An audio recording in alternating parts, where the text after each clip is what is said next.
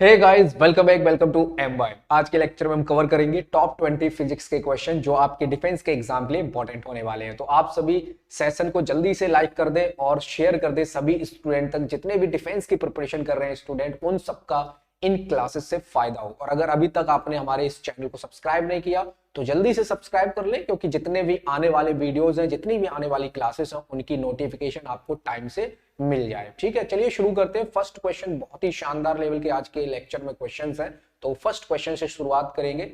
ठीक है, ये है हमारी स्क्रीन पर पहला क्वेश्चन और आप सभी इस क्वेश्चन को पढ़ेंगे और रिप्लाई करेंगे। ठीक है, क्या आंसर होना चाहिए इसका। बहुत ही अच्छा क्वेश्चन है। First, which one of the following is true about latent heat, यानी गुप्त ऊष्मा से रिलेटेड आपसे क्वेश्चन पूछा है, लेटेंट हीट से रिलेटेड क्वेश्चन पूछा है। चारों ऑप्शन को बहुत ही अच्छे से पढ़ेंगे और फिर आप सही ऑप्शन को क्लिक करेंगे। ठीक है, और आप सभी जल्दी से सेशन को लाइक कर देना। ठीक है, और अगर आप सभी क्लासेस की पीडीएफ चाहते हो तो एमबाई अचीव डिफेंस टेलीग्राम चैनल को ज्वाइन करें, वहां पर सभी क्लासेस की पीडीएफ आपको मिल जाएगी, जिससे कि आपकी जो क्वेश्चंस है वो आपको नोट ना करना पड़े, वो आपको राइट लिखना ना पड़े। ठीक है, तो आपकी जो एक्सप्लेनेशन है, जो हम यहाँ पर सॉल्यूशन करवा रहे हैं, वो आप अच्छे से नोट कर लें और ये जो क्वेश्चंस की पीडीएफ है ये आपको मिल जाएगी एमबाई अचीव डिफेंस टेलीग्राम चैनल पर। ठीक, चलिए शुरू करते हैं। तो विच one of the following, first question की शुरुआत करते हैं। फर्स्ट क्वेश्चन बहुत ही अच्छा क्वेश्चन है, लेटेंट हीट से रिलेटेड है। बताइए क्या आंसर आना चाहिए।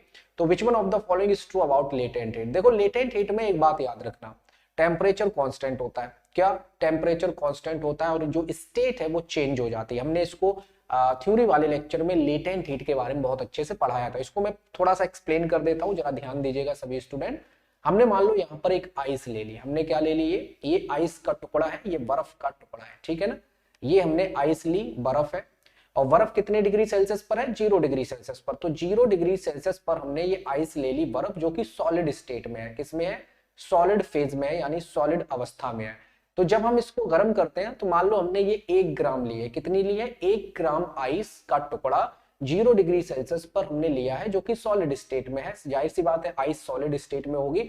अब इसको जब हम गर्म करते हैं तो जो गर्म करते हैं ना, तो अभी इसका टेम्परेचर चेंज नहीं होता है, टेम्परेचर चेंज नहीं होता है, लेकिन इसकी फेज चेंज हो जाएगी।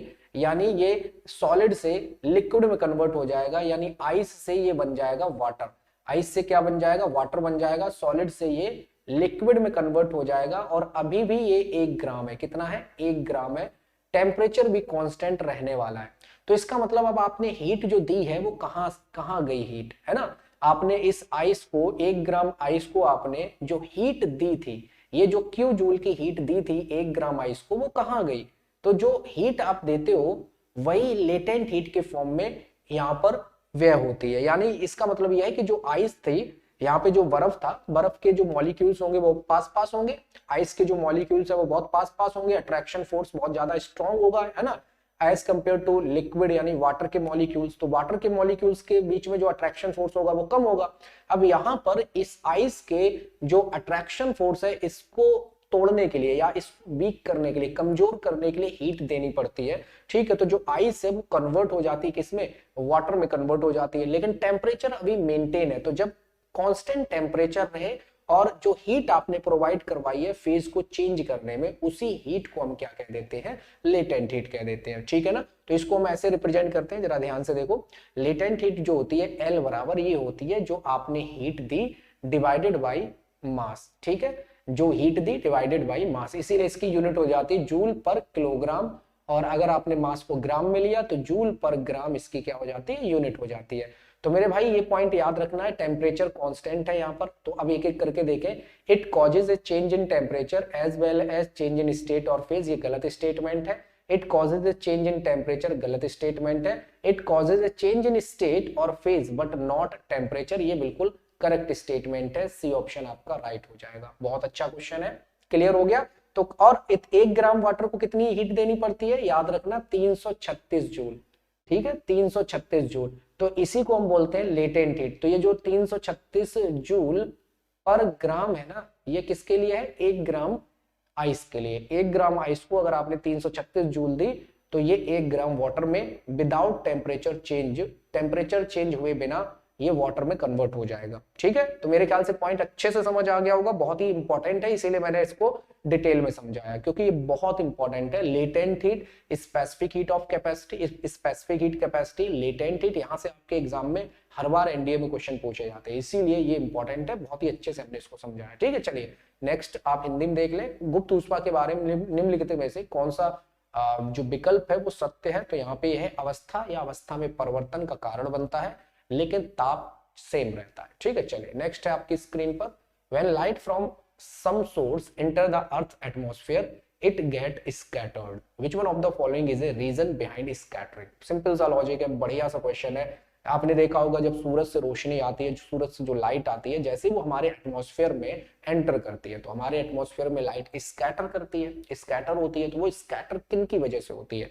तो यहाँ पे ऑप्शन में दे रखा है various wavelength of light, light की अलग अलग वेवलेंथ की वजह से वो स्कैटर होती है। Dust, smoke and gas molecules की वजह से स्कैटर होती है। एटमॉस्फेरिक प्रेशर की वजह से स्कैटर होती है, या फिर इनमें से कोई नहीं? बहुत ही अच्छा क्वेश्चन है, इसको आप जल्दी से रिप्लाई करें, बताइए जल्दी क्या आंसर होना चाहिए। तो हमने आपको बताया था जो हमारा एटमॉस्फेयर है वो उसमें वाटर वेपर्स होती हैं, हमारे एटमॉस्फेयर में डस्ट पार्टिकल होते हैं, हमारे एटमॉस्फेयर में स्मोक होता है, हमारे एटमॉस्फेयर में बहुत सारी गैसों का मिक्सचर होता है ना। तो वो जो जितनी भी गैस के मॉलिक्यूल्स हैं, जितने भी डस्ट के पार्टिकल हैं, जितने भी स्मोक के पार्टिकल हैं, जितने भी वाटर वेपर्स हैं, ये सब स्कैटरिंग करती हैं लाइट की। ये लाइट को स्कैटर कर देती हैं, लाइट को क्या करती हैं? स्कैटर कर देती हैं। तो कभी कभी आपने देखा होगा कि हमें अलग अलग कलर का, कभी ब्लू नीला आसमान दिखाई पड़ता है, ब्लू कलर की स्काई दिखाई पड़ता है। ठीक है, तो ये बहुत सारी जो स्कैटरिंग की वजह से ऐसा होता है। तो याद रखेंगे जब प्रकाश, यहाँ पे नोट कर ले, जब प्रकाश किसी स्रोत से पृथ्वी के वायुमंडल में प्रवेश करता है तो वह प्रकीर्णित होता है। निम्नलिखित में से कौन सा प्रकीर्णन के पीछे एक कारण है? Dust particle, smoke and gas के जो मॉलिक्यूल्स हैं इनकी वजह से स्कैटरिंग ऑफ लाइट होती है। ठीक है, तो मेरे ख्याल से आपको क्वेश्चन अच्छे से समझ आ गया कि आंसर हो जाएगा B option will be perfect. Atmospheric pressure की वजह से नहीं, डस्ट पार्टिकल जो होते हैं ना, जो स्मोक होता है, जो गैस होती है, जो हमारे एटमॉस्फेयर में गैस के मॉलिक्यूल्स हैं, जो हमारे एटमॉस्फेयर में जो डस्ट उड़ के जाती है ना नीचे से, अर्थ से बहुत सारी डस्ट ऊपर उड़ के जाती है, तो जो डस्ट के पार्टिकल्स हो गए, स्मोक के पार्टिकल हो गए, गैस के मॉलिक्यूल्स हो गए, वाटर वेपर्स हो गए, इन सब की वजह से ये सब कोलाइडल सॉल्यूशन बनाते हैं, ये सब कोलाइडल फॉर्म में होते हैं, ये लाइट को स्कैटर करते हैं। ठीक है, समझ आ गया अच्छे से? चलिए नेक्स्ट है हमारी स्क्रीन पर, which one of the following is true about total internal reflection? total internal reflection से रिलेटेड हमने आपको दो कंडीशन बताई थी कि टोटल इंटरनल रिफ्लेक्शन कब होता है, TIR, जिसको हम बोलते हैं पूर्ण आंतरिक परावर्तन। तो यहाँ पे चार ऑप्शन गिवन है, इन चारों ऑप्शन को अच्छे से पढ़ेंगे। ऑप्शन नंबर ए में गिवन है a ray passes from a rare medium to denser medium, ठीक है, and is not able to pass a denser medium at an angle greater than the critical angle. ये गलत statement, अभी समझाएंगे क्यों गलत स्टेटमेंट है। ए रे passes from a denser to rarer medium and is not able to pass to rarer medium at an angle greater than critical angle। इसको भी अभी हम देखेंगे, ये करेक्ट स्टेटमेंट लग रहा है। ए रे पास फ्रॉम आइदर ए डेंसर और ए रेयर मीडियम, गलत हो जाएगा ये, और नन ऑफ दी अबव, ये भी गलत हो जाएगा। तो बी ऑप्शन यहाँ पे परफेक्ट आंसर है। देखो कैसे, दो बातें आप याद रखना, पूर्ण आंतरिक परावर्तन के लिए यानी जो टोटल इंटरनल रिफ्लेक्शन है, इसके लिए हमेशा जो लाइट रे है डेंसर से रेयर मीडियम में आनी चाहिए, पहला पॉइंट, डेंसर मीडियम से रेयर मीडियम में। अब डेंसर मीडियम क्या होता है? हाई रिफ्रैक्टिव इंडेक्स वाला मीडियम, जिस मीडियम का रिफ्रैक्टिव इंडेक्स ज्यादा होगा वो डेंसर मीडियम होगा, वो ऑप्टिकली ज्यादा डेंस होगा, और जिसका रिफ्रैक्टिव इंडेक्स जिस मीडियम का कम होगा वो ऑप्टिकली रेयर मीडियम होता है, ऑप्टिकली कम डेंस होता है। तो जब लाइट रे ज्यादा रिफ्रैक्टिव इंडेक्स वाले मीडियम से कम रिफ्रैक्टिव इंडेक्स वाले मीडियम में जाए तो चांस बनता है TIR का, टोटल इंटरनल रिफ्लेक्शन का। दूसरी कंडीशन और याद रखना, जो इंसिडेंस एंगल है वो क्रिटिकल एंगल से ज्यादा होना चाहिए। तो ये दो कंडीशन होनी चाहिए, डेंसर मीडियम से रेयर मीडियम में लाइट जाए और जो इंसिडेंस एंगल है वो क्रिटिकल एंगल से ज्यादा हो। तो अगर दो कंडीशन फुलफिल हो रही है तो हमेशा TIR होगा, पूर्ण आंतरिक परावर्तन होगा, टोटल इंटरनल रिफ्लेक्शन होगा। तो मेरे ख्याल से पॉइंट क्लियर हो गया। अब यहाँ पर बी ऑप्शन जरा देखो, ए रे passes from a denser to rarer medium, बिल्कुल सही है, जो रे है वो डेंसर मीडियम से रेयर मीडियम में पास होनी चाहिए, and is not able to pass to a rare medium, और ये रेयर मीडियम में पास ना हो, क्योंकि अगर रेयर मीडियम में पास हो गई तो फिर TIR होगा ही नहीं।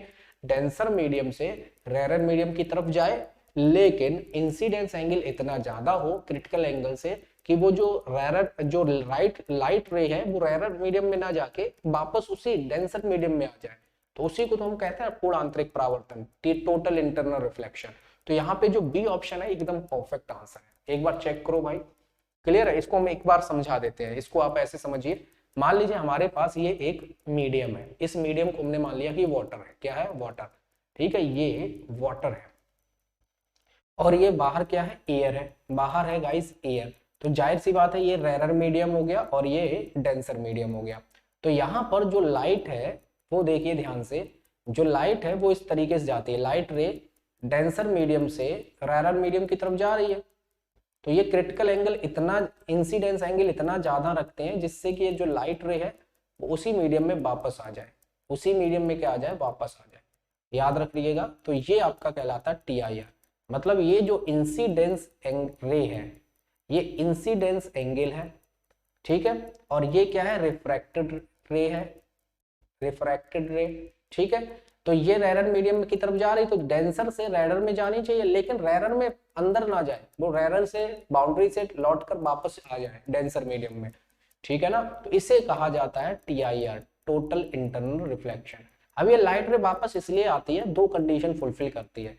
एक तो जो लाइट रे है वो डेंसर मीडियम से रेरर मीडियम में जानी चाहिए, और एक जो एंगल ऑफ इंसिडेंस है ये should be greater than critical angle, critical angle से ज्यादा होना चाहिए। अब ये क्रिटिकल एंगल क्या होता है ये सब हम डिटेल में आपको पूर्ण आंतरिक परावर्तन, टोटल इंटरनल रिफ्लेक्शन के केस में समझा चुके हैं। तो मेरे ख्याल से आपको पॉइंट समझ आ गया होगा। ठीक है, तो ये रेरर मीडियम में लाइट नहीं जा रही है, रेरर मीडियम में नहीं जा रही, बस डेंसर से रेरर की तरफ ये कंडीशन होनी चाहिए और फिर वो वापस अपनी डेंसर में आ जाए लौट के। ठीक है, तो इसे TIR कहते हैं, टोटल इंटरनल रिफ्लेक्शन कहते हैं, पूर्ण आंतरिक परावर्तन कहते हैं। तो ए रे passes from denser to rarer medium and is not able to pass to a rarer medium at an angle greater than the critical angle। तो यही कंडीशन है दोनों की दोनों, जिससे TIR होता है, पूर्ण आंतरिक परावर्तन होता है। तो मेरे ख्याल से आपको अच्छे से क्लियर हो गया होगा, समझ आ गया होगा। चलिए, तो यहाँ पर आप हिंदी में भी एक बार देख लें सभी स्टूडेंट, निम्नलिखित में से कौन सा पूर्ण आंतरिक परावर्तन के बारे में सत्य है? तो सघन माध्यम से विरल माध्यम में जाने वाली किरण और क्रांतिक कोण से बड़े कोण पर विरल माध्यम में जाने में सक्षम ना हो, वो आपकी क्या कहलाएगी? TIR कहलाएगी। चलिए, तो मेरे ख्याल से पॉइंट क्लियर हो गया होगा। नेक्स्ट है आपकी स्क्रीन पर, which one of the following principle used by bat. जो चमगादड़ होते हैं वो किस प्रिंसिपल का यूज करते हैं? रडार का यूज करते हैं, जैसे रडार में कुछ टेक्नोलॉजी यूज होती है, वो रडार जैसी टेक्नोलॉजी का यूज करके अपने शिकार को पकड़ते हैं। या फिर जो चमगादड़ है वो सोनार जैसी टेक्निक का यूज करके अपने शिकार को पकड़ते हैं, शिकार को, या फिर लॉ ऑफ रिफ्लेक्शन की वजह से, या फिर लॉ ऑफ डिफ्रैक्शन की वजह से। बहुत ही अच्छा क्वेश्चन है, इस क्वेश्चन को जल्दी से रिप्लाई करेंगे। Which one of the following principle used by bat. चमगादड़ के द्वारा कौन सा प्रिंसिपल यूज होता है? बताइए, चमगादड़ के द्वारा कौन सा प्रिंसिपल यूज होता है? सोनार के बारे में हमने आपको बताया था, सोनार जिसको हम साउंड नेविगेशन एंड रेंजिंग कहते हैं, इसकी जो फुल फॉर्म है साउंड नेविगेशन एंड रेंजिंग। सोनार में हम अल्ट्रासाउंड यूज करते हैं। ठीक है, सोनार में गाइस हम क्या यूज करते हैं? अल्ट्रासाउंड।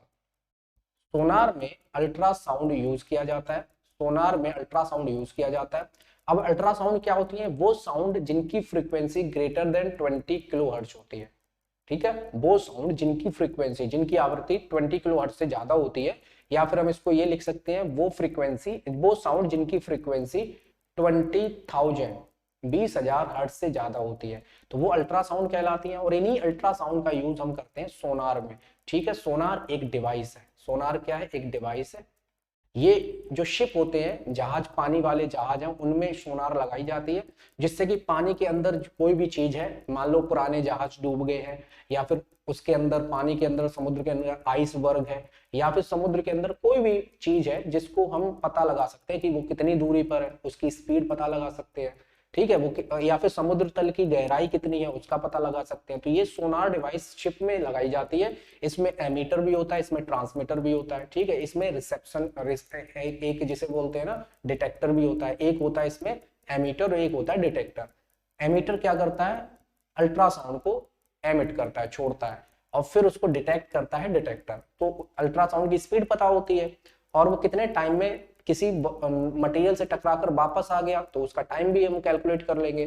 तो टाइम का मल्टीप्लाई कर दे स्पीड ऑफ अल्ट्रासाउंड से, तो हमें डिस्टेंस पता चल जाती है कि वो कितनी गहराई पे कोई ऑब्जेक्ट है। मेरे ख्याल से पॉइंट इसका समझ आ गया होगा। तो जो चमगादड़ है वो भी यही करते हैं। चमगादड़ क्या करते हैं, अल्ट्रासाउंड छोड़ते हैं, और अगर उनके रास्ते में कोई कीड़ा आ रहा है तो वो अल्ट्रासाउंड उससे टकराकर उस चमगादड़ तक वापस चला जाता है। अब चमगादड़ उसी से अंदाजा लगा लेता है कि कितनी दूरी पर उसका शिकार है। ठीक है, तो याद रखना सोनार पे काम करता है, सोनार जैसे प्रिंसिपल पर चमगादड़ काम करता है। ठीक है, समझ आ गया, बहुत अच्छे। नेक्स्ट क्वेश्चन पे चलते हैं गाइस। नेक्स्ट है आपकी स्क्रीन पर, which one of the following is true regarding sound wave. Sound wave से रिलेटेड इनमें से कौन सा ट्रू है। ठीक है, बताएंगे साउंड वेव से रिलेटेड इनमें से कौन सा ट्रू है। बहुत अच्छा क्वेश्चन है। They are longitudinal waves and material medium is not required for their propagation. देखो साउंड वेव्स क्या है, मैकेनिकल वेव्स हैं, और साउंड वेव्स को प्रोपोगेट होने के लिए मीडियम की रिक्वायरमेंट होती है, और ये लॉन्गिट्यूडनल वेव्स है। अब हमने आपको दो हिंट दे दी कि जो साउंड वेव है ये लॉन्गिट्यूडनल वेव्स है, क्योंकि साउंड जब जनरेट होती है, जब साउंड प्रोपोगेट होती है, तो साउंड के प्रोपोगेशन की जो डायरेक्शन है, साउंड के प्रोपोगेशन की डायरेक्शन उसी डायरेक्शन में होती है जिस डायरेक्शन में जो मटेरियल, जो मीडियम के पार्टिकल है वो वाइब्रेट करते हैं। तो मीडियम के पार्टिकल जिस डायरेक्शन में वाइब्रेट करते हैं, साउंड उसी डायरेक्शन में प्रोपोगेट होती है, इसीलिए ये लॉन्गिट्यूडनल वेव है। क्या है, लॉन्गिट्यूडनल वेव्स है। ठीक है ना, तो ये लॉन्गिट्यूडनल वेव है, और इसको प्रोपोगेट होने के लिए मीडियम की रिक्वायरमेंट होती है। तो मतलब ये आपको समझ आ गया होगा कि जो साउंड वेव्स की अगर हम बात करें, ये जो साउंड वेव्स है ये क्या होती हैं, एक तो होती हैं लॉन्गिट्यूडनल वेव्स, लॉन्गिट्यूडिनल वेव्स। ठीक है, एक तो ये लॉन्गिट्यूडनल वेव्स है। लॉन्गिट्यूडनल वेव्स क्या होती हैं, ये पार्टिकल हैं मीडियम के, वो उसी डायरेक्शन में वाइब्रेट करते हैं जिस डायरेक्शन में साउंड प्रोपोगेट करती है, तो ये लॉन्गिट्यूडनल वेव्स है। और इन्हें मटेरियल मीडियम की रिक्वायरमेंट होती है, मटेरियल मीडियम की रिक्वायरमेंट होती है। ठीक है, for propagation, for propagation, propagation के लिए इनको मटेरियल मीडियम की रिक्वायरमेंट होती है। तो यहाँ पे आंसर क्या आ जाएगा, they are longitudinal waves and material medium is required for their propagation, that is C option आपका राइट आंसर हो जाएगा। चेक कर लीजिए, सी ऑप्शन क्या हो जाएगा गाइस, राइट आंसर हो जाएगा। ठीक है ना, समझ आ गया सभी को, बहुत बढ़िया। चलिए, तो यहाँ पर डी ऑप्शन में क्या था, they are transverse, transverse waves तो है ही नहीं, तो यहाँ पे सी ऑप्शन आपका राइट आंसर हो जाएगा। स्क्रीनशॉट ले सकते हो, स्क्रीनशॉट अगर लेना चाहो, इसीलिए मैं सारे ऑप्शन दिखा देता हूँ जिससे कि आपको स्क्रीनशॉट लेने का वक्त मिल जाए। ठीक है, हिंदी वाले स्टूडेंट्स हिंदी में देख सकते हैं, ध्वनि तरंगों के संबंध में निम्नलिखित में से कौन सा सत्य है। तो वे अनडायरेक्ट तरंगे हैं और उनके संचरण के लिए एक भौतिक माध्यम की आवश्यकता होती है, दैट इज सी ऑप्शन आपका राइट आंसर हो जाएगा। क्लियर। नेक्स्ट आपकी स्क्रीन पर है, विच one of the following is true about conduction, convection and radiation mode of transfer of heat. बहुत ही अच्छा क्वेश्चन है, इसके बारे में हमने आपको बहुत अच्छे से समझाया है। हीट एंड टेम्परेचर वाले चैप्टर में हमने कहा था जो हीट ट्रांसफर होती है एक जगह से दूसरी जगह, एक तो तरीका ये होता है कि जो हाई टेम्परेचर से लो टेम्परेचर की तरफ हीट ट्रांसफर होती है हमेशा। ठीक है, अब जो 3 मोड्स होते हैं, मोड्स का मतलब होता है मेथड, ट्रांसफर के मेथड, यानी कितने तरीके से जो ऊष्मा है, हीट है, वो एक जगह से दूसरी जगह जा सकती है। तो 3 तरीके होते हैं, एक होता है कंडक्शन, एक होता है कन्वेक्शन और एक होता है रेडिएशन। तो हमने आपको बताया था कि जो कंडक्शन एंड कन्वेक्शन है, इन दोनों में मीडियम की रिक्वायरमेंट होती है प्रोपोगेट करने के लिए। ठीक है, अगर मीडियम नहीं होगा तो कंडक्शन और कन्वेक्शन के थ्रू हीट ट्रांसफर नहीं होगी। लेकिन रेडिएशन की बात करें तो रेडिएशन, क्योंकि इलेक्ट्रोमैग्नेटिक वेव्स होती हैं, इलेक्ट्रोमैग्नेटिक वेव्स को प्रोपोगेट होने के लिए, उनको चलने के लिए मीडियम की रिक्वायरमेंट नहीं होती। अगर मीडियम है तो भी ठीक है, अगर मीडियम नहीं है तो भी ठीक है। तो जो इलेक्ट्रोमैग्नेटिक वेव्स हैं यानी कि रेडिएशन, उसको मीडियम की रिक्वायरमेंट नहीं है। अब आप आंसर कर सकते हैं, क्या आंसर आएगा, a medium is required for conduction but not required for convection. Convection के लिए भी मीडियम की रिक्वायरमेंट होगी। मान लो हमने कन्वेक्शन के केस में आपको बताया था कि अगर पानी आपने लिया 1 बाल्टी भर के, तो 1 बाल्टी भर के जब आप पानी को गर्म करना स्टार्ट करोगे तो जो पानी के बाल्टी के जो पानी के जो मॉलिक्यूल्स होंगे नीचे वाले, उनको हीट मिलेगी, उनको हीट मिलेगी तो वो हीट यानी एनर्जी लेकर ऊपर भाग जाएंगे। अभी जो ठंडे वाले पार्टिकल है वो नीचे जाएंगे, फिर नीचे वाले जो पार्टिकल हैं एनर्जी लेकर ऊपर चले जाएंगे। तो यहाँ तो मीडियम की रिक्वायरमेंट है भाई। अगर हम गैस की बात करें, गैस के मॉलिक्यूल मान लो गर्म हो रहे हैं, तो जो गैस के मॉलिक्यूल है गर्म होकर ऊपर चले जाते हैं, ठंडे होकर नीचे आ जाते हैं। तो जो गैस के मॉलिक्यूल है या फिर लिक्विड के मॉलिक्यूल्स हैं वो क्या कर रहे हैं, वो ट्रांसफर हो रहे हैं। तो अगर मीडियम नहीं होगा तो कन्वेक्शन के थ्रू भी एनर्जी ट्रांसफर नहीं होगी, हीट ट्रांसफर नहीं होगी। बात समझ आ रही है। तो कन्वेक्शन और कंडक्शन दोनों के लिए मीडियम होगा तभी हीट ट्रांसफर होगी। लेकिन रेडिएशन इलेक्ट्रोमैग्नेटिक वेव्स होती हैं, इसीलिए हीट ट्रांसफर के लिए वहां पे मीडियम की रिक्वायरमेंट नहीं होती है। ठीक है, अब आप आंसर करें, बताइए क्या आंसर आएगा। हमने अच्छे से समझा दिया आपको कि क्या आंसर होना चाहिए, बताइए क्या आंसर आएगा।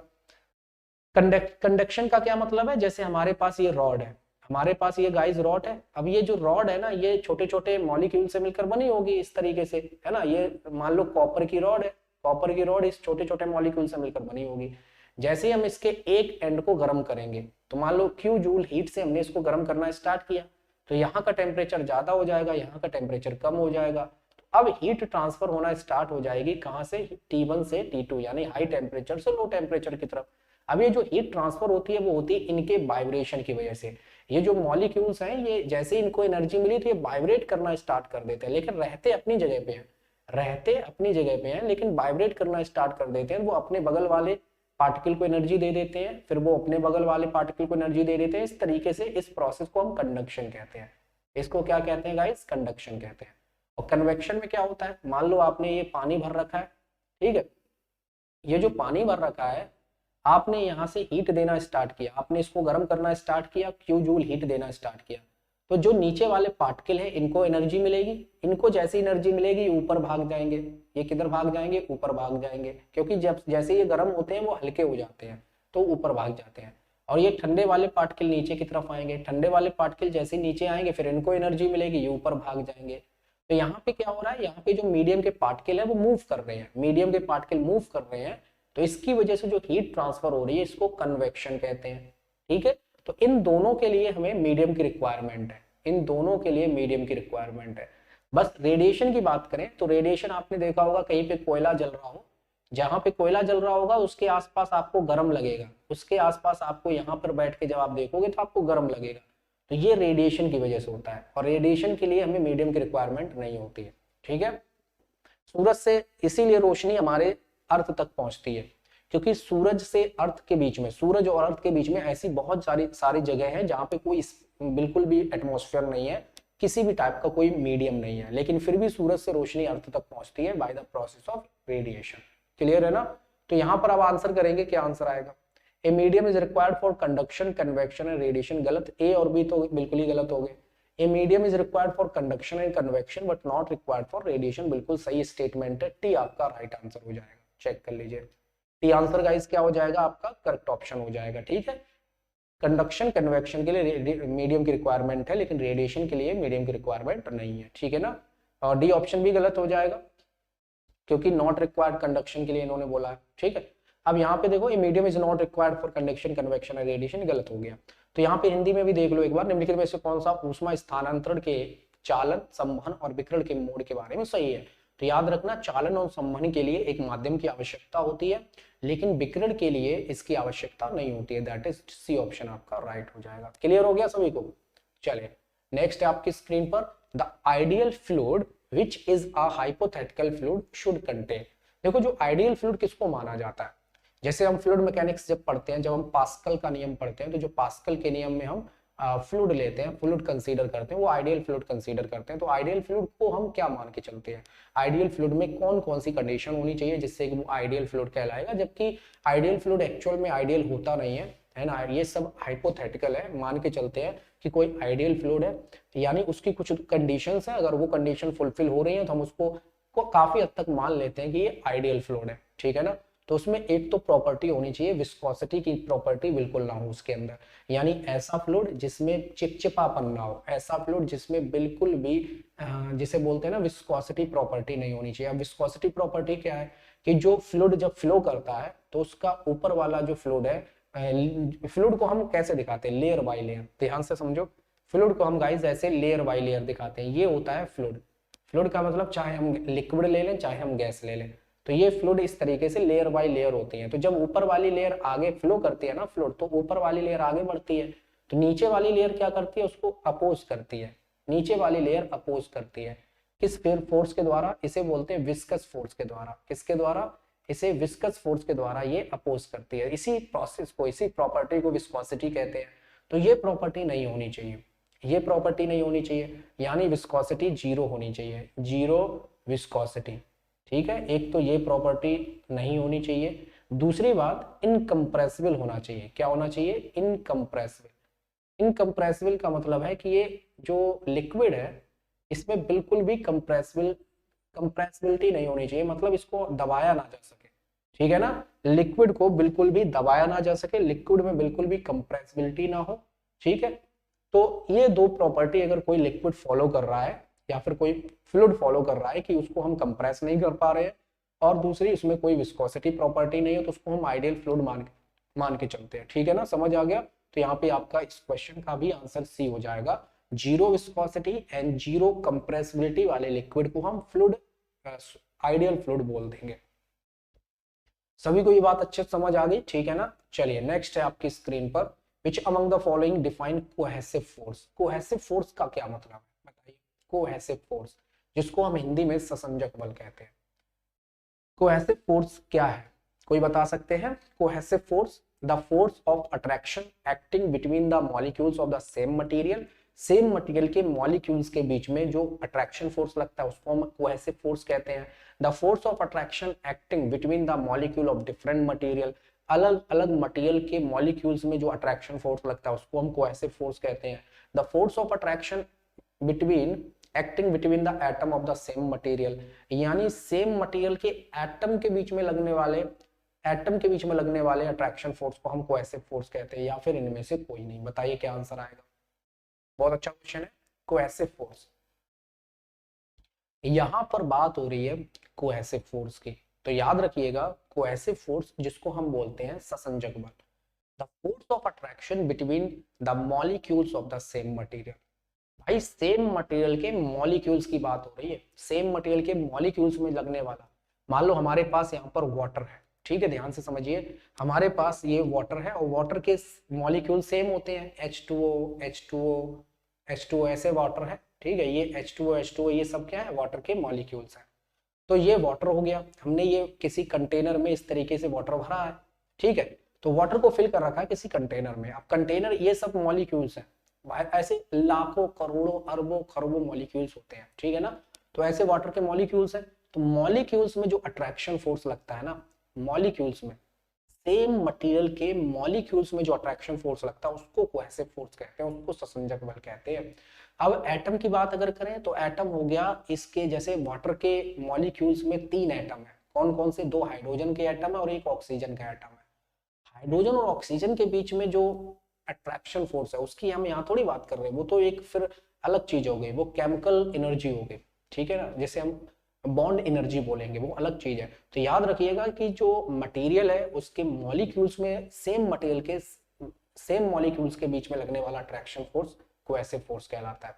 अच्छे से समझ आ गया? यहाँ पे सी में कंफ्यूज मत हो जाना। तो यहाँ पे आंसर क्या आ जाएगा आपका? A option. क्लियर? नोट कर लीजिए। तो यहाँ पर आपको याद रखना, the force of attraction acting between the molecule of the same material, यानी सेम मटेरियल के मॉलिक्यूल्स के बीच में लगने वाला अट्रैक्शन फोर्स क्या कहलाता है? आपका कोहेसिव फोर्स कहलाता है, ठीक है ना। चलिए हिंदी में एक बार देख लो, हिंदी वाले स्टूडेंट्स, ये रहा आपकी स्क्रीन पर। निम्नलिखित में से कौन ससंजक बल को परिभाषित करता है? एक ही पदार्थ के अणुओं के बीच में लगने वाला जो आकर्षण बल है उसी को हम क्या कहते हैं? ससंजक बल कहते हैं। क्लियर? चलो नेक्स्ट आपकी स्क्रीन पर, which one of the following terms denotes the internal reaction force per unit area developed as a result of applied external force। आपने देखा होगा जब हम किसी मटेरियल पर एक्सटर्नल फोर्स अप्लाई करना स्टार्ट करते हैं, ठीक है, तो उसमें जैसे हमने स्प्रिंग को खींचना स्टार्ट किया, तो आपने देखा होगा जब हम स्प्रिंग को खींचते हैं तो स्प्रिंग अपनी तरफ एक फोर्स लगाती है, उसी को क्या कहते हैं? रिस्टोरिंग फोर्स कहते हैं, या हिंदी में प्रत्यानयन बल कहते हैं। तो जो restoring force per unit area है उसको हम क्या कहते हैं? Stress, friction, moment of inertia या टेंशन, क्या कहलाएगा? बताइए क्या आंसर आना चाहिए? क्या आंसर आना चाहिए? हिंदी वाले स्टूडेंट्स पढ़ लें एक बार। निम्नलिखित में से कौन सा शब्द लागू बल बाह्य के परिणाम स्वरूप विकसित प्रति इकाई क्षेत्र में आंतरिक प्रतिक्रिया बल को दर्शाता है? देखिए यहाँ पर अगर हम बात करें, हमारे पास मान लो ये सिलिंड्रिकल रॉड है, ठीक है, ध्यान से समझिएगा सभी स्टूडेंट। ये हमने ले ली एक सिलिंड्रिकल रॉड, ठीक है, ये एक सिलिंड्रिकल शेप की हमने रॉड ले ली और ये रॉड हमने एक तरफ से फिक्स कर दी, ये रॉड हमने इधर से फिक्स कर दी, ये एक इधर से फिक्स है रॉड, ठीक है। अब इस रॉड की जो लंबाई है वो हमने L मान ली, इस रॉड की लंबाई हमने क्या मान ली, L मान ली। अब हम इस रॉड को क्या करेंगे, इसको खींचना स्टार्ट करें। अब ये किसी भी चीज की रॉड हो सकती है, इसको हमने खींचना स्टार्ट किया, मतलब हमने एक्सटर्नल फोर्स लगाना स्टार्ट किया, मतलब इसे बोलते हैं बाहरी बल। जैसे हम एक्सटर्नल फोर्स लगाना स्टार्ट करते हैं तो इसके जो मॉलिक्यूल्स होते हैं ये सब मिलकर अपोजिट डायरेक्शन में इसका अपोज करते हैं। ठीक है, आप अगर किसी रॉड को खींचोगे तो वो आसानी से नहीं खींच रही है। क्यों नहीं खींच रही है? क्योंकि जितने भी मॉलिक्यूल्स हैं वो मिलकर उसकी अपोजिट डायरेक्शन में फोर्स लगाना स्टार्ट कर देते हैं, बहुत ज्यादा। तो इसी को कहा जाता है रजिस्टिंग फोर्स, या इसी को कहा जाता है रीस्टोरिंग फोर्स। ठीक है, तो जो रीस्टोरिंग फोर्स है और कितने एरिया पर लग रहा है, ये पूरा क्रॉस सेक्शन एरिया, इसी को हम स्ट्रेस कहते हैं। इसको क्या कहा जाता है? स्ट्रेस कहा जाता है, जिसको हिंदी में हम प्रतिबल कहते हैं। मेरे ख्याल से आपको पॉइंट क्लियर हो गया। तो स्ट्रेस को सिग्मा से दिखाते हैं। स्ट्रेस क्या होती है? सिग्मा बराबर रीस्टोरिंग फोर्स या resisting force per unit area. और इसकी जो यूनिट होती है वो सेम होती है जो प्रेशर की यूनिट होती है, क्योंकि फोर्स की यूनिट न्यूटन हो जाएगी, एरिया की यूनिट मीटर स्क्वायर हो जाएगी, तो न्यूटन पर मीटर स्क्वायर इसकी यूनिट हो जाती है, पास्कल भी इसकी यूनिट हो जाएगी। तो सेम इसकी यूनिट्स होगी जो प्रेशर की यूनिट्स होती है। क्लियर है ना? तो यहाँ पर आपको याद रखना स्ट्रेस, ये स्ट्रेस के बारे में बात कर रहे हैं। नोट कर लीजिए, नोट कर लिया? एक बार चेक कर लो। Which one of the following terms denote the internal reaction force per unit area developed as a result of applied external force? तो इसको हम क्या कहेंगे? इसको हम कहेंगे स्ट्रेस यानी प्रतिबल। नेक्स्ट है आपकी स्क्रीन पर, what is the mean value of g at the earth surface? बताइए, अर्थ की सरफेस पर जी की मीन वैल्यू क्या होती है? अर्थ की सरफेस पर, अर्थ की अगर हम सरफेस की बात करें तो अर्थ की सरफेस पर जी की मीन वैल्यू क्या होती है? जी का क्या है? Acceleration due to gravity. क्या आंसर आना चाहिए? 9.8 मीटर पर सेकेंड स्क्वायर, 9.8 मीटर पर सेकेंड, 0.98 मीटर पर सेकेंड, या 0.98 मीटर पर सेकेंड स्क्वायर। देखा, इसमें वो घुमा देते हैं बहुत ही। देखो, एक सिमिलर टाइप के ऑप्शंस दे रखे हैं और ये बहुत सिंपल क्वेश्चन है, लेकिन इसमें गलती हो जाती है। तो यहाँ पे आंसर तो बिलाल सी ऑप्शन हो जाएगा, 9.8 मीटर पर सेकेंड स्क्वायर। अब इसके कुछ इंपॉर्टेंट पॉइंट्स लिख लो यहाँ पर। ठीक है, जैसे हमने कहा कि हमारे पास मान लो ये अर्थ है और इस अर्थ का मास हमने मान लिया कैपिटल एम। ये अर्थ का सेंटर है और इसका मास कैपिटल एम माना। इसकी जो रेडियस है हमने मास मान ली, रेडियस है आर। ठीक है, अर्थ की। अब ये m किलोग्राम का कोई पार्टिकल है जो अर्थ की सरफेस पर रखा हुआ है। ठीक है, m किलोग्राम का पार्टिकल अर्थ की सरफेस पर रखा हुआ है। तो अर्थ की सरफेस पर जो g की वैल्यू होती है मैक्सिमम होती है, और ये g की वैल्यू होती है capital G capital M upon में r स्क्वायर। ये फॉर्मूला है। ठीक है, अब हमें पता है कैपिटल G की वैल्यू कितनी होती है? 6.67 into 10 to the power -11 newton metre square upon में किलोग्राम स्क्वायर। ये यूनिवर्सल ग्रेविटेशनल कांस्टेंट है जो पूरे ब्रह्मांड में हर जगह सेम रहेगी इसकी वैल्यू। मास अर्थ का क्या होता है? 6 into 10 to the power 24 kg, और रेडियस अर्थ की होती है करीब 6400 किलोमीटर। तो इन सब की जब आप वैल्यू यहाँ पर पुट करोगे तो अर्थ की सरफेस पर acceleration due to gravity G की वैल्यू अप्रोक्सीमेट 9.81 मीटर पर सेकेंड स्क्वायर आती है। ठीक है, ये वैल्यू आती है, इसको नोट कर लें। और ये वैल्यू अर्थ की सरफेस पर मैक्सिमम होती है।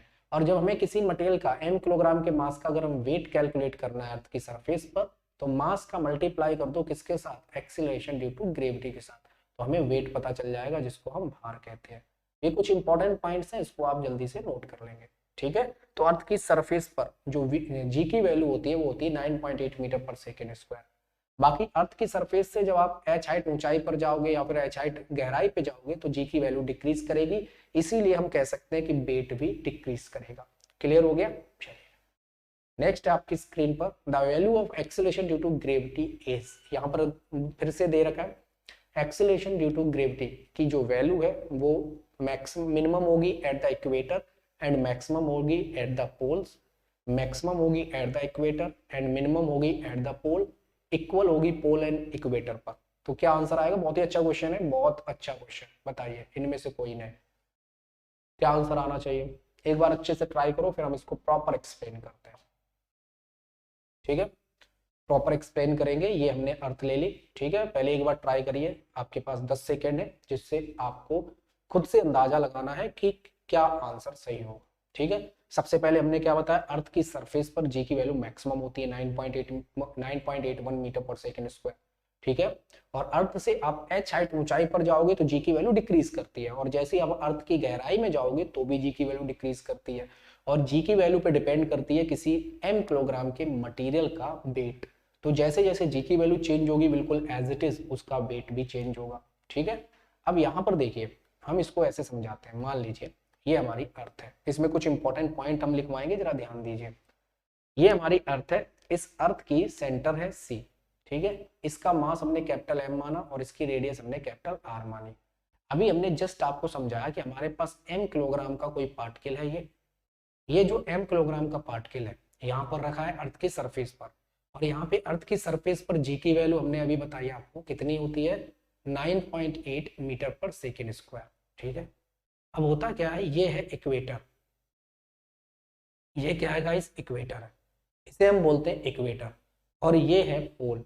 ठीक है, इसको हम थोड़ा ऐसे बना देते हैं, इसको हम ऐसे बना देते हैं, ये हमारी अर्थ है और ये है इक्वेटर, ये क्या है, इक्वेटर है, और ये है गाइस पोल। ठीक है, ये है पोल। Good morning everyone. तो यहाँ पर देखेंगे, हमें पता है कि इक्वेटर पर जो जी की वैल्यू है उसको हमने जी मान लिया, और पोल पर जो जी की वैल्यू है उसको हमने जी मान लिया। तो याद रखना, इक्वेटर पर जी की वैल्यू होती है मिनिमम, इक्वेटर पर जी की वैल्यू होती है मिनिमम, और जो पोल है यहाँ पर जी की वैल्यू होती है मैक्सिमम। तो अगर हमारे पास कोई m किलोग्राम का मटेरियल है या m किलोग्राम की कोई बॉडी है, वो इक्वेटर पर रखी है, तो उसका वेट भी क्या हो जाएगा, वेट भी क्या हो जाएगा, मिनिमम हो जाएगा। ठीक है, वेट भी मिनिमम हो जाएगा। ठीक है, और अगर कोई बॉडी, यही बॉडी पोल पर रखी हुई है, चाहे नॉर्थ पोल हो या साउथ पोल, यही m किलोग्राम की बॉडी अगर पोल पर रखी है तो उसका जो वेट है वो मैक्सिमम होगा। तो ये बात आपको अच्छे से याद रखनी है। इसका ये मतलब है कि अगर इक्वेटर से पोल की तरफ किसी मटेरियल को आप ले जाओगे तो जी की वैल्यू क्या होगी, इंक्रीज होगी। अगर जी की वैल्यू इंक्रीज होगी तो उस मटेरियल का जो वेट होगा वो भी इंक्रीज होगा। तो ये कुछ इंपॉर्टेंट पॉइंट है जो आपको एज इट इज याद रखने हैं। अब यहाँ पर आप इस क्वेश्चन को आराम से रिप्लाई कर सकते हो। मिनिमम होता है एट इक्वेटर, यानी जी की जो वैल्यू है वो मिनिमम होती है कहाँ पर, इक्वेटर पर। ठीक है, जी की वैल्यू मिनिमम होती है इक्वेटर पर, और मैक्सिमम होती है पोल पर। पोल पर जी की वैल्यू मैक्सिमम होती है और इक्वेटर पर जी की वैल्यू मिनिमम होती है। तो मेरे ख्याल से आपको पॉइंट अच्छे से समझ आ गया होगा, बी ऑप्शन परफेक्ट आंसर हो जाएगा। ठीक है, सभी को अच्छे से समझ आ गया, नोट कर ले अच्छे से। तो बी ऑप्शन, ए ऑप्शन आपका राइट आंसर हो जाएगा। इक्वेटर पर जी की वैल्यू मिनिमम होती है, इसीलिए किसी भी मटेरियल का वेट भी मिनिमम होगा, और पोल पर जी की वैल्यू मैक्सिमम होती है, इसीलिए किसी मटेरियल का पोल पर वेट भी मैक्सिमम होगा। क्लियर, बहुत अच्छे। चलिए नेक्स्ट है आपकी स्क्रीन पर, which among the following define gravitational mass. इनमें से कौन ग्रेविटेशनल मास को डिफाइन कर रहा है। यह बहुत अच्छा क्वेश्चन है, ग्रेविटेशनल मास वेट से रिलेटेड है। ठीक है, तो यहाँ पे आपसे पूछा गया है कि इनमें से कौन सा ऑप्शन है जो ग्रेविटेशनल मास को डिफाइन कर रहा है, बताइए। It is the ratio of the weight of a body and acceleration due to gravity. It is the ratio of acceleration due to gravity and weight of a body. The matter content in a body, किसी body में कितना matter है उस वो weight mass को define कर रहा है, या इनमें से कोई नहीं। क्या आंसर आएगा, एक बार ट्राई करो, देखते हैं कितने स्टूडेंट्स इस क्वेश्चन को ट्राई कर सकते हैं। बताइए क्या आंसर आना चाहिए। देखो हमने आपको बताया था, इसको आप बहुत ही अच्छे से समझ सकते हो। हमने कहा हमारे पास ये m किलोग्राम का कोई पार्टिकल है, ठीक है ना। हमने क्या कहा, हमारे पास ये m किलोग्राम का कोई पार्टिकल है। ये जो m किलोग्राम का कोई भी पार्टिकल, इसका वेट कैसे हम दिखाते हैं, इसका वेट क्या होता है, इसका वेट W बराबर मास इंटू में एक्सेलरेशन ड्यू टू ग्रेविटी होती है, mass into acceleration due to gravity. तो इसी को हम बोलते हैं क्या, ये जो मास है इसे हम बोलेंगे ग्रेविटेशनल मास। और ये जो ग्रेविटेशनल मास है किसके बराबर हो जाएगा, वेट अपॉन में एक्सेलरेशन ड्यू टू ग्रेविटी। ठीक है ना, यही तो हो जाएगा। ये भार है, इसे हम वेट बोलेंगे, और ये क्या है, गुरुत्वीय त्वरण है। Acceleration due to gravity 9.8 metre पर सेकेंड स्क्वायर होती है, ठीक है, अर्थ की सरफेस पर। यहाँ पर आपको याद रखना है, it is the ratio of weight of the body to the acceleration due to gravity, और इसे हम कहते हैं ग्रेविटेशनल मास। तो अच्छे से क्लियर हो गया सभी को, आंसर क्या आ जाएगा, ए ऑप्शन। चेक कर लीजिए, देखा कितना अच्छा क्वेश्चन पूछा है। और याद रखना जो वेट होता है ना, डायरेक्टली प्रोपोर्शनल होता है किसके, मास के। ठीक है, वेट किसके प्रोपोर्शनल होता है? मास के प्रोपोर्शनल होता है, क्योंकि हमें पता है जी की वैल्यू तो फिक्स है अर्थ की सरफेस पर 9.8 मीटर पर सेकेंड स्क्वायर। ठीक, तो ये क्वेश्चन भी आपके एनडीए एग्जाम में पूछा जा चुका है। ये जो हमने आपको बताया ये क्वेश्चन भी इस फॉर्म में एनडीए एग्जाम में पूछा जा चुका है। सभी को अच्छे से क्लियर हो गया? ठीक है, क्लिक कर देते हैं, ए ऑप्शन आपका राइट हो जाएगा। हिंदी वाले स्टूडेंट हिंदी में देख लें। निम्नलिखित में से कौन सा गुरुत्वीय त्वरण द्रव्यमान को परिभाषित करता है? गुरुत्वीय द्रव्यमान को कौन परिभाषित कर रहा है? किसी पिंड के भार और गुरुत्वाकर्षण के कारण जो त्वरण है उसका अनुपात। क्लियर? चलिए नेक्स्ट देखिए question number 30। What happens to the velocity of a body? भाई बहुत अच्छा क्वेश्चन है, बहुत ही अच्छा क्वेश्चन है। What happens to the velocity of a heavy body when it undergoes an elastic collision in one dimension with a very light body at rest? इसका मतलब समझिए कि हमारे पास एक कोई हल्की, जैसे हम एक साइकिल ले लें, एक साइकिल वाला रेस्ट पर खड़ा हुआ है और पीछे से ट्रक उसको 100 मीटर पर सेकेंड की वेलोसिटी से क्या मार दे? टक्कर मार दे। इलास्टिक कोलिजन है, यहाँ पर प्रत्यास्थ टक्कर है। तो जो ट्रक की स्पीड है उस पर क्या फर्क पड़ेगा, और जो साइकिल वाले की स्पीड है जो रुका हुआ था उस पर क्या फर्क पड़ेगा? ये दो क्वेश्चन आप बताइए, बताइए क्या आंसर आएगा। ठीक है, बहुत ही अच्छे क्वेश्चन हैं इलास्टिक कोलिजन के, इन्हें हम प्रत्यास्थ टक्कर में बहुत अच्छे से पढ़ाते हैं। देखो इसको हम ऐसे समझ सकते हैं, ध्यान से समझिएगा, इसको हम ऐसे समझ सकते हैं। मान लीजिए ये एक छोटा सा साइकिल वाला है, इसका मास है m2 kg। ठीक है, अब ये है बहुत बड़ा कोई ट्रक वाला, इसका जो मास होगा वो है मान लो m1 kg, और ये आ रहा है 100 मीटर पर सेकेंड की वेलोसिटी से, और ये रेस्ट पर है। इसकी जो वेलोसिटी है ये रेस्ट पर है, u2 ये रेस्ट पर है। अब जैसे ही ये इस पर टक्कर मारेगा ना, ये रेस्ट पर था, ये इसका मास बहुत छोटा है, m2 जो है ना बहुत छोटा है किससे? m1 से। इसका मास बहुत कम है और इसका मास बहुत ज्यादा है। तो ट्रक जब इस पर टक्कर मारेगा तो होता क्या है कि जो ट्रक है उसकी स्पीड सेम रहेगी आफ्टर कोलिजन। ये बिफोर कोलिजन था, अब आफ्टर कोलिजन क्या होगा? ट्रक अपनी उतनी ही स्पीड से जा रहा होगा, 100 मीटर पर सेकेंड की स्पीड से ही जा रहा होगा। ठीक है, ट्रक उतनी ही स्पीड से जा रहा होगा, उसको कोई फर्क नहीं पड़ेगा। फर्क पड़ेगा इसको, ये जो पार्टिकल होगा कोलिजन के बाद इसकी स्पीड हो जाएगी भाई 200 मीटर पर सेकेंड, डबल हो जाएगी। जो ट्रक की स्पीड थी ना उससे डबल स्पीड से भागेगा ये बात समझ आ रही है? यानी इसकी जो स्पीड है ये हो जाएगी 2 गुना। ये जो m2 पार्टिकल था इसकी स्पीड 2 टाइम्स हो जाएगी जो पहले वाली की स्पीड है। ठीक है, इसे बोलते हैं इलास्टिक कोलिजन, और ये होगा इलास्टिक कोलिजन की कंडीशन में। कब होगा? इलास्टिक कोलिजन की कंडीशन में। तो यहाँ पे आपका आंसर क्या आ जाएगा? B option, it keeps on moving with the same velocity. अब यहाँ पे एक केस और होता है, मान लो एक छोटा सा पार्टिकल एक हैवी पार्टिकल पे टक्कर मारे जाके, तो क्या होगा? छोटा सा पार्टिकल जब हैवी पार्टिकल पे टक्कर मारेगा तो वो जितनी स्पीड से गया था छोटा वाला पार्टिकल उतनी स्पीड से वो रिटर्न हो जाएगा। जैसे एग्जांपल ले लो गेंद का, जब आप गेंद लेते हो तो गेंद को जब आप दीवार से मारते हो तो गेंद को जितनी स्पीड से आप दीवार पर मारते हो, दीवार से टकराने के बाद गेंद उतनी स्पीड से वापस आती है, लेकिन दीवार पे कोई फर्क नहीं पड़ता, वो जैसा है वैसा ही बना रहेगा। बात समझ रहे हो? तो जितनी स्पीड से आप दीवार पर गेंद मारोगे उतनी स्पीड से दीवार पे वापस आएगी गेंद। जैसे फॉर एग्जांपल हमने यहाँ पर ये वॉल ली, अब इस वॉल की अगर हम बात करें, इसका मास है m2, बहुत ज्यादा है। ये हमने एक छोटा सा पार्टिकल लिया, इसका मास है m1 किलोग्राम, इसका मास क्या है? m1 किलोग्राम, इसका बहुत कम मास है। अब ये मान लो 100 मीटर पर सेकेंड की स्पीड से आपने इसको इस दीवार से टक्कर मारी। ठीक है, इसकी इनिशियल वेलोसिटी 0 थी। ठीक है, दीवार तो 0 ही होगी वेलोसिटी। अब ये 100 मीटर पर सेकंड की स्पीड से आपने दीवार पे टक्कर मारी, तो ये जो दीवार से जस्ट वापस आएगी ना उतनी ही स्पीड से वापस आएगी, लेकिन क्योंकि वेलोसिटी वेक्टर क्वांटिटी है तो इसकी डायरेक्शन चेंज हो जाएगी, इसीलिए माइनस में लिख देंगे। लेकिन मैग्नीट्यूड सेम होगा, डायरेक्शन अपोजिट हो जाएगी। मेरे ख्याल से आपको अच्छे से पॉइंट क्लियर हो गए। ठीक है, चलिए तो यहाँ पे इस क्वेश्चन का आंसर हो जाएगा, क्योंकि इन्होंने क्वेश्चन में क्या पूछा था? What happens to the velocity of a heavy body. Heavy body की वेलोसिटी आपसे पूछी है कि अगर कोई हैवी बॉडी एक रुके हुए हल्की बॉडी से टक्कर मारे तो हैवी बॉडी की वेलोसिटी कितनी होगी? वो उतनी ही वेलोसिटी से जाएगा, लेकिन जो रुकी हुई छोटी बॉडी थी वो डबल स्पीड से भाग जाएगी। ठीक है ना? और इसे बोलते हैं इलास्टिक कोलिजन में हम पढ़ते हैं इसको प्रत्यास्थ टक्कर में। चलिए तो यहाँ पे हम आंसर कर देंगे बी ऑप्शन आपका परफेक्ट हो जाएगा। हिंदी में देख लो, एक भारी पिंड के वेग का क्या होगा जब यह एक आयाम में बहुत ही हल्के पिंड के साथ एक प्रत्यास्थ टक्कर से गुजरता है, तो यह उसी वेग से चलता रहेगा। नेक्स्ट आपकी स्क्रीन पर, which one of the following would be most commonly affected if the filament of an electric bulb is not uniform. इसका क्या मतलब है, यदि किसी विद्युत बल्ब का जो फिलामेंट है एक समान नहीं है, यूनिफॉर्म नहीं है, तो इनमें से क्या फर्क पड़ेगा, उसकी लाइट कम होगी, लाइट कम देगा, यानी बल्ब की जो लाइफ है वो कम हो जाएगी, या रेजिस्टेंस कम या ज्यादा होगा, या इनमें से कोई नहीं। बताइए।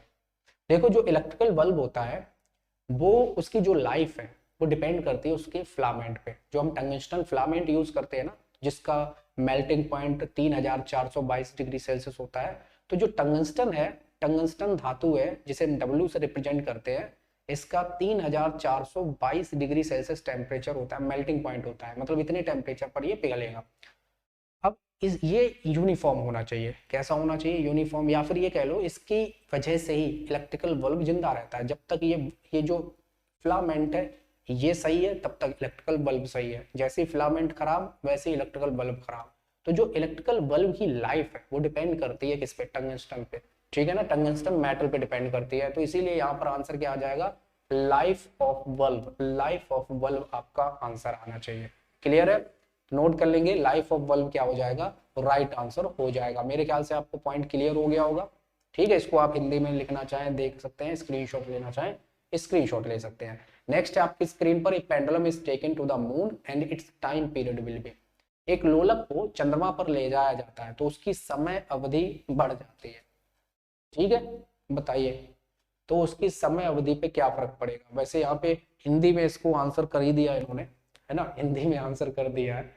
देखो इंक्रीज हो जाएगी टाइम पीरियड जो है ना, वो इंक्रीज हो जाएगा। कैसे इंक्रीज हो जाता है, टाइम पीरियड जो होता है सिंपल पेंडुलम का कितना होता है, 2 pi under root L upon में जी।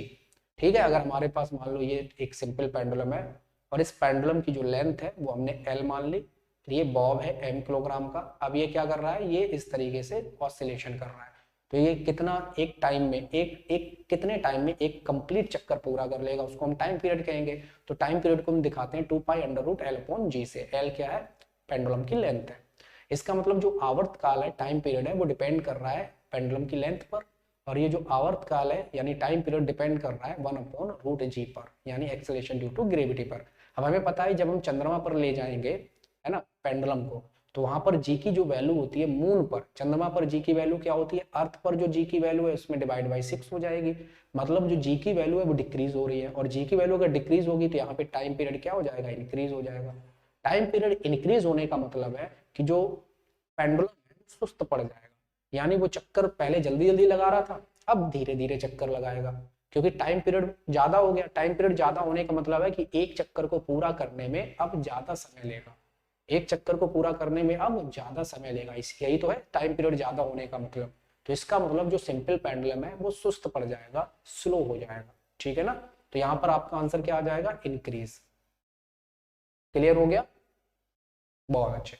नेक्स्ट है आपकी स्क्रीन पर, in not is a unit of. Not किसका मात्रक है, बहुत अच्छा क्वेश्चन है, इसके बारे में आप जल्दी से बात करते हैं। नॉट निम्नलिखित में से किसकी इकाई है, स्पीड की, डिस्टेंस की, डेप्थ की, या फिर एक्सेलरेशन की। बताइए क्या आंसर होगा, नॉट। बताइए जल्दी से। एक नॉट की अगर हम बात करें तो नॉट किसकी इकाई है, जल्दी से बताएंगे। नॉट निम्नलिखित में से किसका मात्रक है, स्पीड, डिस्टेंस, डेप्थ या एक्सेलरेशन। यहां पर सी ऑप्शन कर रहे हैं, डेप्थ नहीं, स्पीड का मात्रक होता है। किसका, स्पीड का। जो नॉट है ना स्पीड का मात्रक है। और एक नॉट होता क्या है, एक नॉट को हम ऐसे लिखते हैं, एक नॉट बराबर 1.85 किलोमीटर पर आवर, ठीक है। एक नॉट में 1.85 किलोमीटर पर आवर होते हैं। मतलब अगर कोई 1.85 किलोमीटर पर आवर की स्पीड से चल रहा है तो उसको हम एक नॉट कहते हैं। और इसको ऐसे पढ़ा जाता है एक नॉटिकल माइल। अगर हम एक नॉटिकल माइल की बात करें गाइस, एक नॉटिकल माइल, एक नॉटिकल मील या एक नॉटिकल माइल कितने होते हैं, 1.85 होती है, ठीक है, किलोमीटर। एक नॉटिकल माइल को 1.85 किलोमीटर कहते हैं। एक, मैं फिर से रिपीट कर रहा हूँ, एक नॉटिकल माइल को 1.85 किलोमीटर कहते हैं। और 1.85 किलोमीटर की डिस्टेंस अगर 1 घंटे में कोई पूरी कर रहा है तो उसको हम एक नॉट कहते हैं। क्या कहते हैं? एक नॉट। तो जो एक नॉट है 1.85 किलोमीटर पर आवर की स्पीड को कहते हैं। ठीक है ना? यानी एक नॉटिकल माइल पर आवर को एक नॉट कहा जाता है। एक नॉटिकल माइल पर आवर को क्या कहा जाता है? एक नॉट कहा जाता है। इसको आप जल्दी से नोट कर लें भाई, बहुत ही अच्छा क्वेश्चन है। इसको मैं यहाँ पर लिखवा दे रहा हूँ, यहाँ पर लिख लीजिए। एक नॉटिकल माइल, एक नॉटिकल माइल पर आवर, पर एक नॉटिकल माइल पर आवर, इसी को एक नॉट कहा जाता है। एक नॉटिकल माइल पर आवर को एक नॉट कहा जाता है और ये बराबर होता है 1.85 किलोमीटर प्रति आवर के। ठीक है, ये है इंपॉर्टेंट क्वेश्चन, यहां से आपके एग्जाम में पूछा जाता है, नोट कर लेंगे। अच्छे समझ आ गया? चलिए 17 नंबर के क्वेश्चन पे चलते हैं।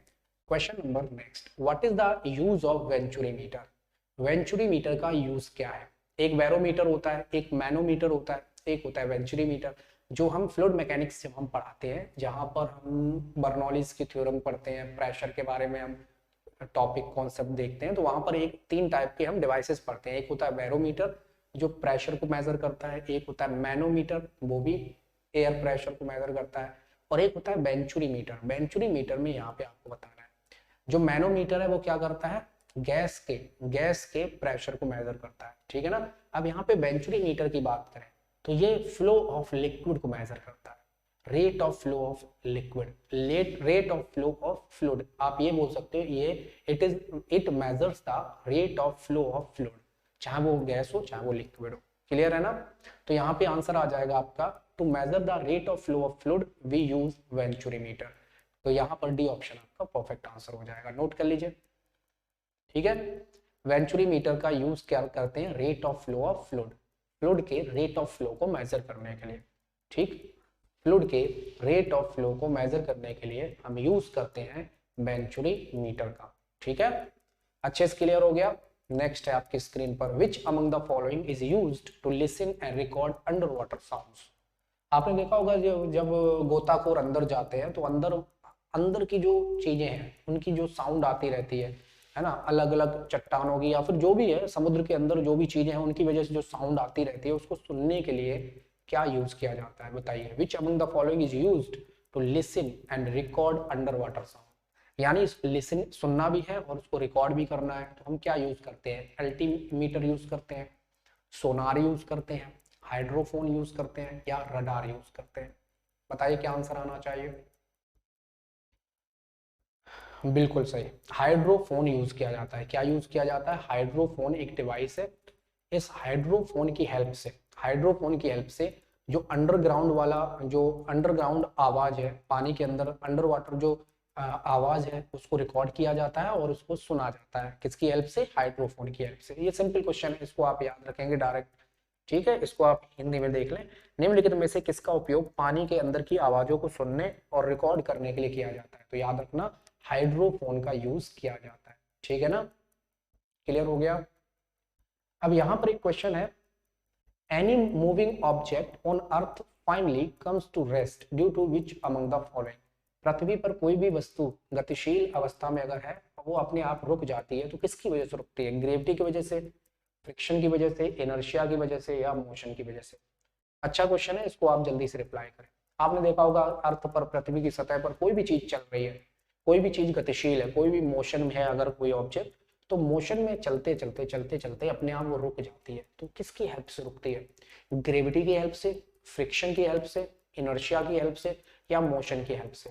बताइए क्या आंसर आना चाहिए? थोड़ा दिमाग लगाना है, अच्छे से आंसर करना है। मान लो आपने देखा होगा कि आप साइकिल चला रहे हो, आप साइकिल चला रहे हो, जब तक आप पैडल मार रहे हो तब तक वो साइकिल चलती रहेगी चलती रहेगी। जैसे आपने पैडल मारना बंद कर दिया, पैडल मारना जैसे ही आप बंद करोगे, अब साइकिल के जो पहिए हैं वो धीरे धीरे धीरे धीरे धीरे धीरे थोड़ी दूर बाद रुक जाएंगे, थोड़ी देर बाद, थोड़ी दूरी चलने के बाद रुक जाएंगे। क्यों रुक जाते हैं? क्योंकि जो टायर है और जो सरफेस है उनके बीच में फ्रिक्शन फोर्स लगता है। कौन सा फोर्स लगता है भाई? फ्रिक्शन फोर्स लगता है। सरफेस टायर के बीच में और अर्थ की सरफेस के बीच में फ्रिक्शन फोर्स लगता है। और जब आप हवा में जा रहे होते हो तो हवा भी फ्रिक्शन फोर्स लगाती है, जिसको हम विस्कस फोर्स कहते हैं, है ना। जब आप बहुत तेज हवा में चल रहे हो, मान लो ऐसी हवा चल रही है और आप हवा के अगेंस्ट भागना चाह रहे हो, तो आप आसानी से नहीं भाग सकते, क्योंकि जो फ्रिक्शन फोर्स है हवा आपके ऊपर लगा रही है। एयर भी तो फ्रिक्शन लगाती है। या फिर आप जब पानी में तैरते हो, पानी में जब आप आगे बढ़ रहे होते हो तो पानी अपोजिट डायरेक्शन में भी आप पर फोर्स लगाती है, फ्रिक्शन लगाती है, जिसको विस्कोसिटी कहते हैं। क्लियर है ना। तो याद रखना, जब भी कोई ऑब्जेक्ट, अब यहां पर बात हो रही है पृथ्वी पर, तो जब भी कोई वस्तु या कोई भी ऑब्जेक्ट मोशन की अवस्था में होती है, मोशन में होती है, तो वो अपने आप रुक जाती है फ्रिक्शन की हेल्प से। किसकी हेल्प से? फ्रिक्शन की हेल्प से। ग्रेविटी की हेल्प से थोड़ी ना। ग्रेविटी की हेल्प से तो वो और स्पीड पकड़ती है। जैसे किसी भी ऑब्जेक्ट को आपने ऊपर से ऐसे छोड़ दिया, तो जब आप किसी ऑब्जेक्ट को ऊपर से ऐसे छोड़ते हो तो हर सेकंड 9.8 मीटर पर सेकंड की स्पीड बढ़ जाती है ऑब्जेक्ट की। जब आपने किसी ऊंचाई से, हाइट पर जाकर किसी ऑब्जेक्ट को आपने ऐसे छोड़ा, तो जैसे ही आप ऑब्जेक्ट को छोड़ोगे अपने आप ये बाहर नीचे की ओर गिरता है। तो ये हर सेकंड 9.8 मीटर पर सेकंड की वेलोसिटी इंक्रीज होती जाती है। तो ग्रेविटी की वजह से तो और तेज हो जाएगी स्पीड। बात समझ आ रही है। तो यहाँ पर आंसर होगा फ्रिक्शन। क्या आंसर होगा? Friction will be the right answer. सबको समझ आ गया अच्छे से? भाई सेशन को लाइक कर दो यार, जितने भी स्टूडेंट देख रहे हैं, अगर आपको क्लासेस अच्छी लगती हैं तो आप सेशन को लाइक कर दिया करो, और बहुत अच्छी तरीके से मैं उनको एक्सप्लेन करके आपको करवा रहे हैं, ठीक है ना। तो पृथ्वी, यहाँ पर याद रखना, any moving object on earth finally comes to rest due to friction, due to the friction. Clear हो गया? चलिए लास्ट क्वेश्चन है आज की इस क्लास का। Which of the following factors do not affect the value of modulus of elasticity of a body. आज के बहुत जानदार क्वेश्चन थे। मॉडुलस ऑफ इलास्टिसिटी, जिसको हम प्रत्यास्थता गुणांक कहते हैं, वो किस पे डिपेंड नहीं करता है? Nature of the material, temperature of the material, length and volume of the material या बॉडी, या इनमें से कोई नहीं। क्या आंसर आएगा? बताइए भाई, क्या आंसर आना चाहिए? मॉडुलस ऑफ इलास्टिसिटी, जिसको हम प्रत्यास्थता गुणांक कहते हैं। इसको हम समझ लेते हैं एक बार, है ना, फिर इसको हम डिटेल में बताते हैं। देखो, हमने यहाँ पर ले लिया एक, ये मान लो एक रॉड ले ली हमने, ठीक है, अच्छे से समझिएगा। ये गाइस हमने एक रॉड ले ली, ये क्या है? एक रॉड है। इस रॉड की इनिशियल लेंथ है एल मीटर की, हमने ये रॉड ली। इनिशियल इसकी जो लेंथ है वो कितनी है? एल लेंथ है। तो एल मीटर की हमने ये एक रॉड ली। अब हम इसको खींचना स्टार्ट करेंगे, तो हमने एक एक्सटर्नल फोर्स लगाना स्टार्ट किया। तो जैसे हम इस पर एक एक्सटर्नल फोर्स लगाएंगे तो ये अपोज करेंगे, ये क्या करेंगे? अपोज करना स्टार्ट कर देंगे। ये सारे मॉलिक्यूल्स अपोजिट डायरेक्शन में अपोज करना स्टार्ट कर देंगे, जिसे हम रीस्टोरिंग फोर्स कहेंगे। लेकिन अब होगा क्या? हमने ज्यादा फोर्स लगाया, उसकी वजह से ये थोड़ा सा खिंच जाएगा। ये थोड़ा सा क्या हो गया? ये जो रॉड है ये थोड़ी सी खिंच गई। तो कितनी इसकी लंबाई में चेंज आ गया? डेल्टा एल लंबाई में चेंज आया। इतनी लंबाई इसकी बढ़ गई, एक्स्ट्रा आ गई, ठीक है। और ये कितने एरिया पर आपने फोर्स लगाया था उसको हमने ए मान लिया, क्रॉस सेक्शन एरिया। अब यहाँ पर एक होता है स्ट्रेस, एक गाइस क्या होती है? स्ट्रेस, जिसको हम बोलते हैं restoring force per unit area. और एक यहाँ पर गाइस होता है स्ट्रेन, जिसको हम विकृति कहते हैं। ये जो स्ट्रेन है ये हो जाएगी जो चेंज इन लेंथ है और अपॉन में original length, change in length upon में ओरिजिनल लेंथ। क्लियर है ये बात? अब देखिए ध्यान से, ये जो मॉडुलस ऑफ इलास्टिसिटी है E, इसको हम बोलते हैं मॉडुलस ऑफ इलास्टिसिटी। ये होती है स्ट्रेस अपॉन में स्ट्रेन, स्ट्रेस अपॉन में स्ट्रेन। स्ट्रेस क्या है? प्रतिबल है, स्ट्रेन क्या है? विकृति है। तो स्ट्रेस की अगर हम बात करें यहाँ पर, restoring force per unit area divided by strain क्या है? चेंज इन लेंथ अपॉन में एल। तो ये आप इसको जरा सा सॉल्व करें तो मॉडुलस ऑफ इलास्टिसिटी निकल के आती है रीस्टोरिंग फोर्स इनटू में ओरिजिनल लेंथ अपॉन में एरिया इनटू में चेंज इन लेंथ। और ये जो होती है ना पर्टिकुलर, इसको हम बोलते हैं, इस पर्टिकुलर मॉडुलस ऑफ इलास्टिसिटी को यंग्स मॉडुलस कहते हैं। क्या कहते हैं? यंग्स मॉडुलस कहते हैं, ठीक है। ये आप लोग याद रखेंगे। तो ये होता है यंग्स मॉडुलस ऑफ इलास्टिसिटी। अब यहाँ पर हम क्या समझाने जा रहे हैं, जरा ध्यान दीजिए। ये जो निकल के आया है, आपको यहाँ पर लगेगा कि ये जो मॉडुलस ऑफ इलास्टिसिटी है ये फोर्स पे डिपेंड कर रहा है, मॉडुलस ऑफ इलास्टिसिटी लेंथ पे डिपेंड कर रहा है, मॉडुलस ऑफ इलास्टिसिटी एरिया पे डिपेंड कर रहा है, जो भी हमने रॉड ली थी उसकी लेंथ, उसके एरिया, ऐसा कुछ भी नहीं है। जो मॉडुलस ऑफ इलास्टिसिटी है ये मटेरियल की प्रॉपर्टी है।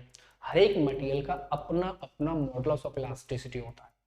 जैसे हर एक मटेरियल का अपना अपना रिफ्रैक्टिव इंडेक्स होता है, जैसे हर एक मटेरियल की अपनी अपनी रेजिस्टिविटी होती है, बिल्कुल सेम तरीके से हर एक मटेरियल की अपनी अपनी यंग्स ऑफ मॉडुलस यानी मॉडुलस ऑफ इलास्टिसिटी होती है। ठीक है, प्रत्यास्थता गुणांक हर एक मटेरियल का अपना अपना होता है, जो उस मटेरियल पे डिपेंड करता है और टेम्परेचर पर डिपेंड करता है। उस मटेरियल के लेंथ पर, उस मटेरियल के क्रॉस सेक्शन एरिया पर बिल्कुल भी डिपेंड नहीं करता है। बात समझ आ गई यहाँ पर? तो लेकिन हमने ये प्रॉपर क्यों समझाया? हमने इसलिए समझाया क्योंकि आपको यहाँ पर ये पता चले कि भाई यहाँ पर जो आपको दिख रहा है वो नहीं होगा। यानी जो मॉडुलस ऑफ इलास्टिसिटी है आपको फॉर्मूले से लगेगा कि ये फोर्स पे डिपेंड कर रही है, ये जो रॉड है उसकी ओरिजिनल लेंथ पे डिपेंड कर रही है, इस रॉड के क्रॉस सेक्शन एरिया पे डिपेंड कर रही है, या इसकी जो लंबाई में चेंज आया है उस पर डिपेंड कर रही है। ऐसा कुछ भी नहीं है। जो मॉडुलस ऑफ इलास्टिसिटी है ये सिर्फ मटेरियल पे डिपेंड करती है, क्योंकि हर एक मटेरियल की अपनी अपनी प्रॉपर्टी होती है। ठीक है, और टेम्परेचर पे डिपेंड करती है। तो यहाँ पे आपका आंसर हो जाएगा length and volume of the body. यानी जो मॉडुलस ऑफ इलास्टिसिटी है, प्रत्यास्थता गुणांक, वो बॉडी की लेंथ पर और बॉडी के वॉल्यूम पर डिपेंड नहीं करती है, इसीलिए यही आंसर हो जाएगा। ठीक है, समझ आ गया? नोट कर लीजिए करेक्ट ऑप्शन। हिंदी में आप देखना चाहे निम्न पढ़ लें, निम्नलिखित में से कौन सा एक कारक पिंड के प्रत्यास्थता के मापांक के मान को प्रभावित नहीं करता है? पिंड की लंबाई और मात्रा। चलिए, तो ये थे हमारे आज के क्वेश्चंस। आई होप आपको आज के क्वेश्चंस बहुत ही शानदार लगे होंगे। आज के वाकई में बहुत अच्छे लेवल के क्वेश्चंस थे। इन सभी क्वेश्चन को अच्छे से रिवाइज कर लेना। आपने अगर एमवाइब एप्लीकेशन को डाउनलोड नहीं किया तो आज ही एमवाइब एप्लीकेशन को डाउनलोड करके इंस्टॉल कर लें, क्योंकि एमवाइब एप्लीकेशन पे आपको 3D एनिमेशन के साथ, 3D विजुअलाइजेशन के साथ बेस्ट कंटेंट मिलने वाला है, जिससे आप किसी भी एग्जाम की अगर प्रिपरेशन कर रहे हैं, कोई सब्जेक्ट का टॉपिक नहीं समझ आ रहा है तो डेप्थ में आप अच्छे से समझ सकते हैं विजुअलाइजेशन के साथ। क्वेश्चन की बहुत सारी प्रैक्टिस कर सकते हैं, वहां पे बहुत क्वेश्चन है आपके एग्जाम से रिलेटेड, और आप टेस्ट दे सकते हैं। जब आप टेस्ट देंगे तो आपकी जो परफॉर्मेंस है वो एआई टेक्नोलॉजी के साथ चेक होगी कि आपने कहां पर गलती करी, आपने कितना समय लिया, ये सारी परफॉर्मेंस चेक हो जाती है, जिससे आप अपनी और तैयारी को मजबूत कर सकते हैं। ठीक है ना? तो अपनी प्रिपरेशन को और स्ट्रॉन्ग बनाने के लिए आज ही डाउनलोड करें एमवाइब ऐप को। और अगर सभी क्लासेस की पीडीएफ चाहते हैं तो भाई एमवाइब चीफ डिफेंस टेलीग्राम चैनल को ज्वाइन करें, यहाँ पर आपको सभी क्लासेस की पीडीएफ शेयर कर दी जाती है। ठीक है, तो आई होप आपको आज की क्लास अच्छी लगी होगी। मिलते हैं फिर नेक्स्ट क्लास में, तब तक के लिए थैंक यू, शुक्रिया। Keep imbibing and we believe in you.